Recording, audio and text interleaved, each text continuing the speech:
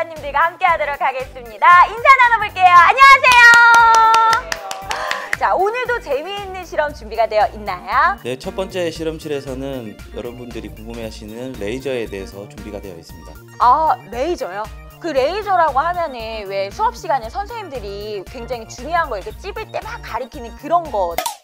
다음 실험은요? 네, 두 번째 실험실에서는 빛의 세기의 표준을 잡는 물리 법칙이 무엇이 있는지 알아보도록 하겠습니다. 빛의 세기에 관련된 실험이 준비가 되어 있다. 그렇죠. 빛도 어쨌든 이제 뭐 강한 게 있고 좀 약한 게 있고 이러다 보니까는 그거에 관련된 실험도 저희가 오늘 볼 수가 있는 거죠. 자, 그리고 마지막 실험은 또 어떤 거예요, 박사님? 네, 마지막으로는 사람이 보는 세계 측정 연구에 대해서 설명을 드릴 겁니다. 기대되시죠? 아니, 너무 기대가 되는 게 사실 뭐 빛, 레이저, 색채 이런 거 우리 친구들이 어렸을 때부터 굉장히 흔하게 접했던 것들이니까는 과학이 어려운 게 아니다라는 생각이 들어가지고 한 발짝 더 친해질 수 있는 기회가 되지 않을까라는 생각이 드는데, 자, 일단은 첫 번째 실험 한번 하러 떠나볼까요? 와우. 오늘 레이저에 관련된 이야기 준비한 이유가 있으세요? 네, 그래서 준비했습니다. 이 레이저 안에 무엇이 들어있을까요? 이 레이저 안에 네, 건전지. 이 레이저 안에는 레이저의 3요소라는 게 있습니다. 레이저가 만들어지기 위해서는 거울, 그리고 에너지 주입원, 미등매질이라고 불리는 중폭매질이 필요하게 됩니다. 이 세 가지 요소가 결합돼서 레이저가 만들어지게 됩니다. 완전 이 작은 정말 연필 사이즈밖에 안 되는 이 레이저 포인터에 이 세 가지의 중요한 요소들이 들어있다는 것 자체가 한 번도 생각을 해본 적이 없는데. 네, 그러실 줄 알았습니다. 저희가 물리편인데 어떤 연관이 좀 있어요? 어디에 사용되는지 이런 거 좀 알 수 있을까요? 네, 최근 들어서 의학 분야나 아니면 뭐 위성, 그리고 국방 쪽에서는 미사일 같은 것들을 추적하기 위한 그런 용도로 이제 광학 센서가 많이 사용되게 됩니다. 그런 광학 센서들을 정확하게 평가한 일을 한국표준과학연구에서는 레이저로 하고 있습니다. 현재 저희 연구실에서는 이렇게 여러 가지 광학 부품들을 조립해서 큰 레이저로 연구용 레이저를 만들어서 사용을 하고 있습니다. 아, 잠깐만요. 요것도 그러면 레이저예요? 네, 이게 전부 다 레이저입니다. 이게 레이저예요? 네, 그렇습니다. 네, 무지 비쌉니다. 무지 비싸. 아파트 단위로 얘기를 해야 될 것 같은데요. 그럼 레이저로 물건도 절단하고 빛도 내고 의학도 하고. 네. 또 뭐래요? 최근 들어서는 기후변화 이런 데 대응하는 일에도 아주 중요하게 사용되고 있습니다. 기후변화라고 하면은 그 남극이나 북극에서 이렇게 뭐 조사하고 이래야 될 것 같은데 그 레이저를 가지고서 뭔가를 연구하고 이게 도움이 되고 이런다니. 네, 그렇습니다. 언제 사실 잘 모르겠는데. 네.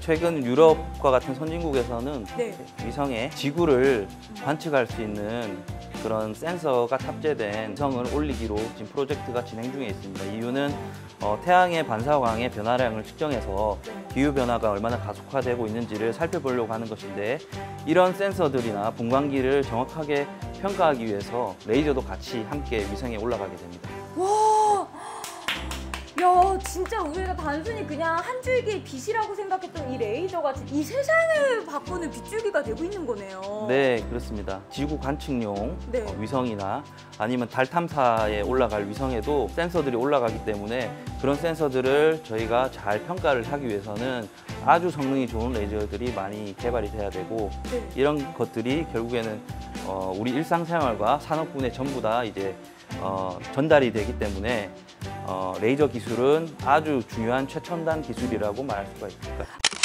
와우. 자, 두 번째 실험실로 한번 이동을 해봤는데, 박사님 일단은 여기 빛의 세기, 뭐 빛의 밝기 이런 거에 대해서 우리가 알아보러 왔잖아요. 그래서 그런지 조명 자체가 굉장히 빵빵해요. 굉장히 뽀샤시하게 나옵니다, 박사님.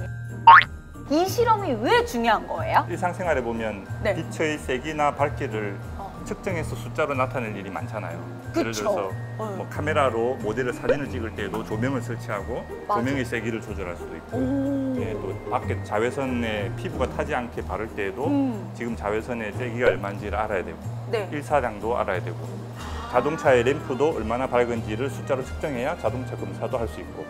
맞네. 네. 맞아요. 그 자동차 왜 새로 구입하면 썬팅 쫙 하잖아요. 네. 그때 썬팅 뭐 얼마나 해드릴까요? 할 때 그렇죠. 그런 거 가장 있습니다. 어둡게 뭐 90으로 해주세요. 아니면은 저는 조금 밝게 해주세요. 뭐 10으로 해주세요. 이런 경우도 있고. 네, 그렇죠.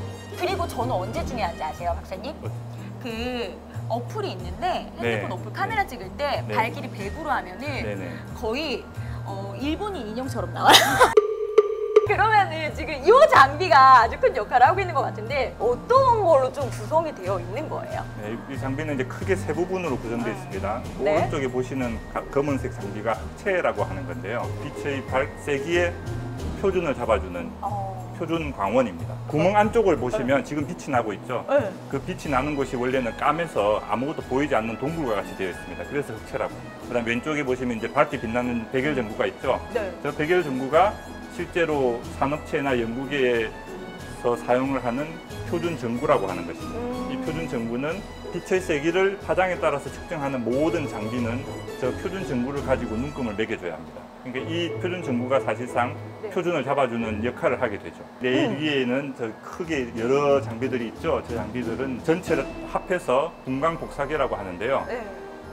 저기서 나오는 빛을 파장에 따라서 쪼개서 세기를 측정을 해주는 장비입니다. 크게 레일 위에 달려있는 이 장비가 흑채와 표준 전구를 번갈아 가면서 왔다 갔다 해서 비교를 하거든요. 네. 그러면 흑채가 기준이 되고 저 표준 전구가 대상이 돼서 두 개의 눈금을 전달해주는 역할을 합니다. 아, 그러면은 지금 여기 있는 장비들이 있기 때문에 우리가 카메라 감독님들이 밝기 뭐 3으로 조절해라, 5로 조절해라, 몇 10으로 넉스로 해라, 뭐 조절해라 이런 식으로 하죠. 네. 네네. 이런 단어들이 생길 수 있었던 이유도 이 실험이 있었기 때문이다. 그렇죠. 최상위에서는 여기부터 네. 출발을 하는 거죠. 이거 엄청난 사실인 것 같아요. 제가 아까 흑채가 표준 강원이 된다고 말씀드렸잖아요. 네. 빛의 세기에 대한 표준을 잡아주려면 뭔가 물리 법칙이 있어야 되죠. 네. 그 물리 법칙이 바로 플랑크의 복사 법칙이라고 하는 것입니다. 모든 물체는 온도에 따라서 고유한 스펙트럼이나 색을 가지고 있다는 것을 알고 있었어요. 그래서 온도가 올라가면 이렇게 밝게 달궈지고 노랗게 변하고 그렇게 하는 걸 아마 보셨을 거예요. 네. 대장장이들이 이제 불을 떼가지고 쇠를 달구면 색이 이렇게 변하거든요. 근데 그 색의 변화를 흑채라는 아주 이상적인 조건에서 네. 계산을 할 수 있도록 그 법칙을 정립을 한 것이죠. 그게 이제 플랑크의 복사 법칙인데 여기에 따르면 우리가 온도만 알면 네. 거기에서 나오는 빛의 세기를 파장에 대한 함수로 정확하게 계산을 할 수가 있습니다. 박사님, 그러면은 플랑크 복사 법칙이 우리 일상생활에 좀 사용되는 게 있을까요? 빛의 세기를 측정하면 온도도 알 수 있습니다. 아, 그래서 우리가 일상생활에서 제일 많이 쓰는 것은 우리 귀 체온계.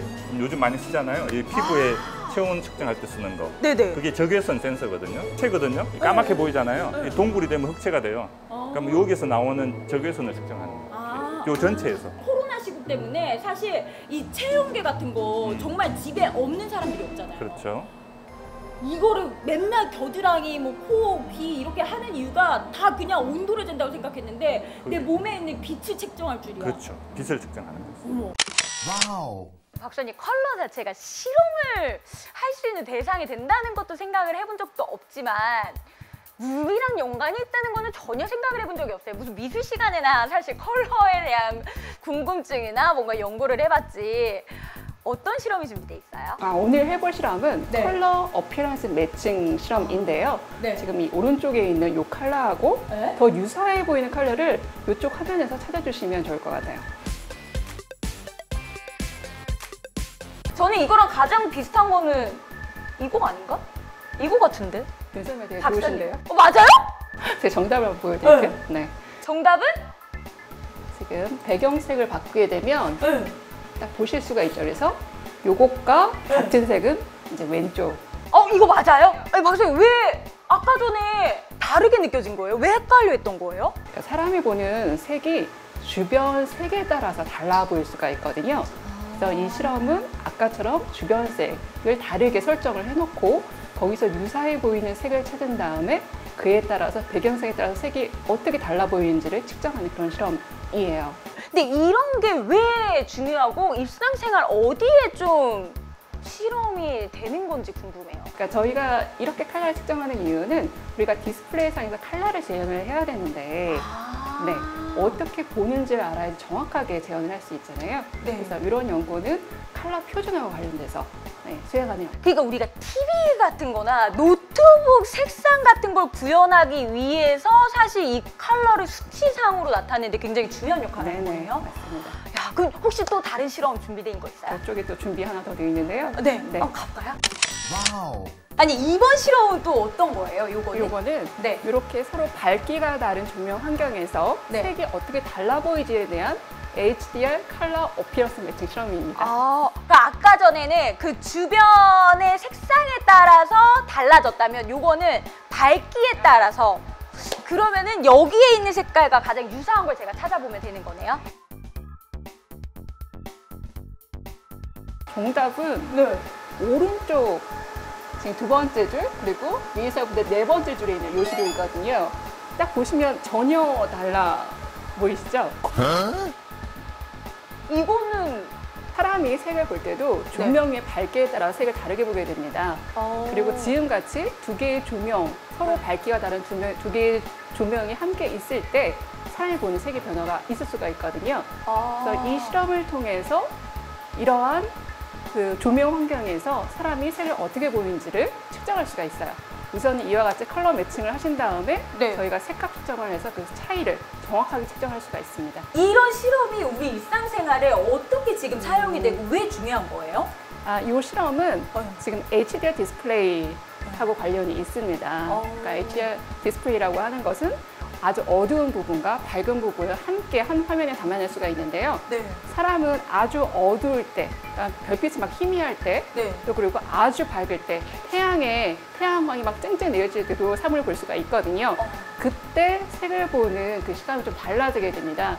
근데 그걸 정확하게 알아야지만 그 디스플레이 내에서 정확하게 색을 구현할 수가 있거든요. 그래서 이 밝기가 상당히 중요하구나. 이 색깔과 밝기의 그 관련성이 이렇게 중요하구나라는 생각이 드는데. 와우. 마지막으로 박사님, 우리 친구들께 따뜻한 한마디 부탁드릴게요. 네. 오늘 이 시간이 여러분들한테 유익한 시간이었으면 좋겠고, 이걸 통해서 저희가 물리학적 원리에서 빛에 대해서 좀 더 많은 관심을 가지고 나중에 또 훌륭한 과학자의 꿈을 가질 수 있는 그런 계기가 되었으면 하는 바람이 있습니다. 감사합니다. 그러면 여기서 저희 인사해보도록 하겠습니다. 자, 여러분들의 과학을 업그레이드 해드릴게요. 슬기로운 과학생활 업글물리 여기서 인사합니다. 안녕!